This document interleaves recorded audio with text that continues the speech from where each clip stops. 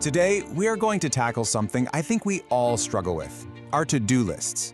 We're diving into a tool that can seriously change the game, helping you master your time and, more importantly, focus on what really matters. I mean, you know the feeling, right? Your day is just packed. You're constantly moving, you're answering emails, you're in meetings, but at the end of it all, you lean back and you wonder, what did I actually accomplish today? Well, there's a name for that. It's called the busy trap, and it's so easy to fall into. It's this sneaky illusion where we mistake all that motion and activity for real, meaningful progress. We fill our calendars, we check off small things, but we're not necessarily getting any closer to our biggest goals. But what if we could flip that script?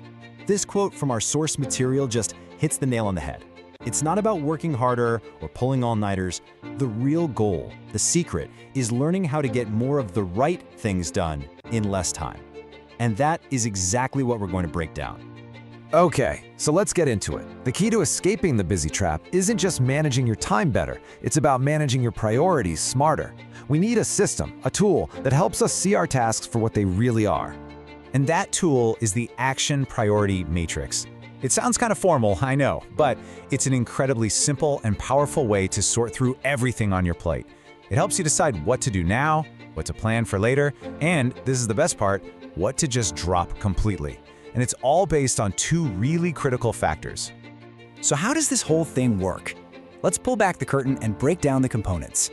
It's surprisingly simple, but trust me, the clarity it gives you is a total game changer.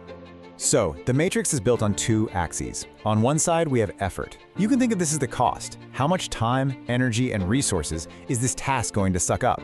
And on the other side, we have impact. This is your return on investment, the value, the results, the progress you get from finishing the task. Every single thing on your to-do list can be measured against these two things. Now, when you plot those two axes against each other, you get this simple 2x2 grid. This is our action priority matrix.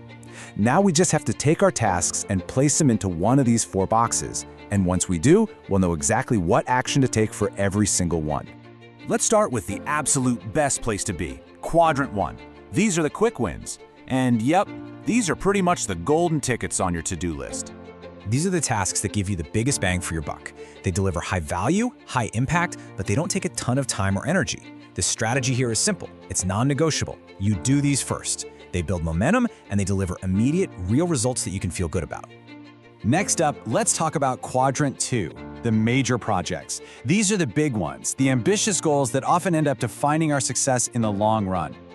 Now, these tasks also deliver a massive impact, but they require a lot of effort. You can't just dive into these and hope for the best. The key here is to be deliberate. Plan them out, break them down into smaller steps, and then, this is the important part, schedule dedicated, focused blocks of time in your calendar to really work on them. Okay, let's move down the ladder to Quadrant 3. This is kind of the necessary but not critical zone. These are your fill-in jobs. So these are all those low-effort, low-impact tasks, things like routine admin work or answering non-urgent emails. They're super easy to do, which is why we often gravitate toward them, but they don't really create much value. So the strategy, if you can, delegate them. If you can't, save them for the lulls in your day like the 15 minutes before lunch. Just don't let them distract you from your quick wins or major projects. And that brings us to the most important quadrant to identify, Quadrant 4, the thankless tasks. You can just think of these as the productivity killers. These tasks eat up a huge amount of your time and energy, but deliver almost no meaningful results. This right here is the busy trap. The strategy for these has to be ruthless, but it's essential. Avoid them, question why you're even doing them, and then eliminate them from your workload wherever you possibly can. Freeing yourself from these is how you get your time back. Okay, so the theory makes sense, but how do you actually apply this? Let's walk through how to make this matrix a practical tool you can use every single day. It's really just a simple 3-step process. First, do a brain dump.